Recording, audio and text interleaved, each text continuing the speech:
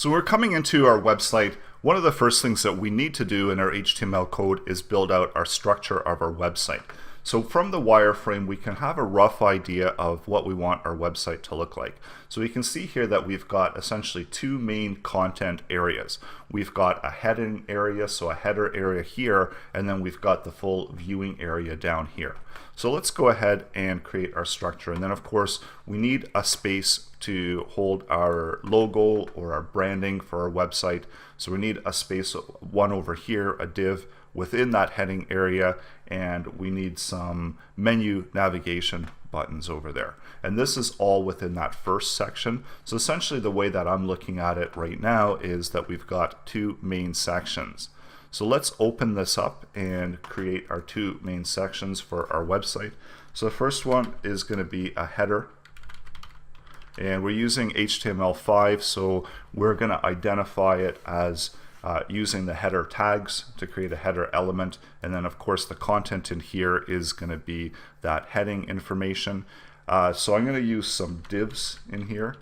So I'm going to use a div as my main container. So it's always a good idea to have that capability of having a subcontainer in there in case we decide we want to move some things around, or we want to pull out that navigation or that additional bar.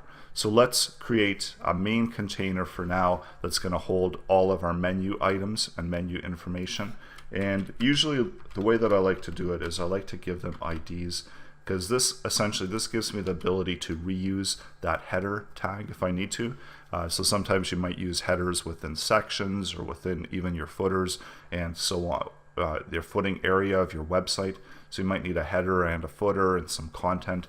So it's always a good idea to be able to identify your main header. So give it an ID of header or whatever makes sense for you, whatever you're used to calling that top header. And then this over here, so this is going to be where my menu contents are. So maybe this essentially is going to be containing that entire menu area and the logo. So I'm just going to right now place this all under one particular area. And I'm going to do another div over here, and I'm going to give it an ID of, let's say, branding, so that I know that this is where my contents of the company information are going to go.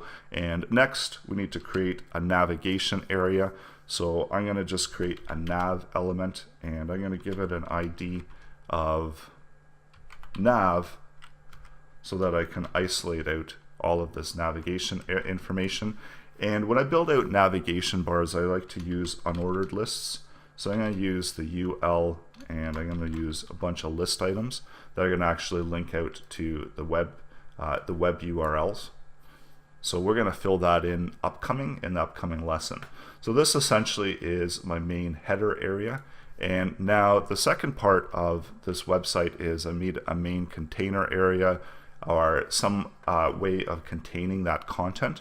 And notice again that there's a number of different ways when you're building out a website. So you need to really kind of think about it, where you want things to fall before you add in that styling, because it's going to make adding in that styling a lot easier as you progress. So let's create a main. So I'm going to create a div here so that this is going to be my main container area. I'm going to give it an ID of container. And then within here is where I'm going to set up all of the sections.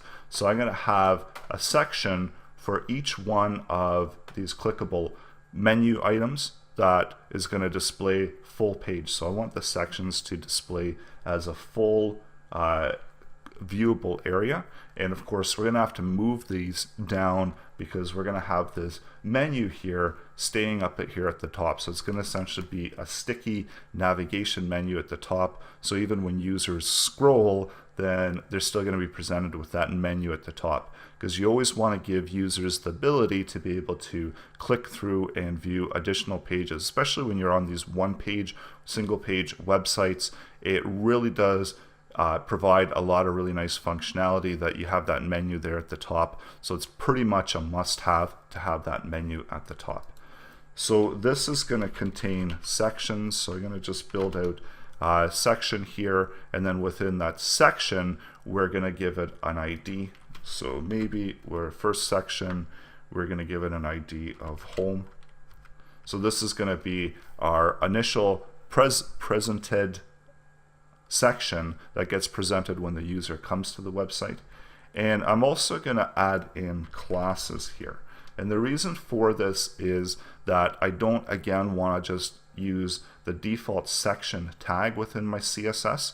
So I like to be able to identify the sections either by a class name or by something else that's really specific that can specify which sections I'm using.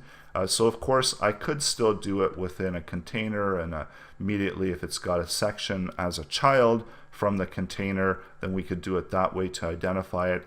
But for the purposes of this class, because this is an introductory course, that I'm going to keep it really simple by keeping the CSS fairly simple and straightforward. So that's why I'm going to use classes to be able to identify the sections that I want to apply the styling to.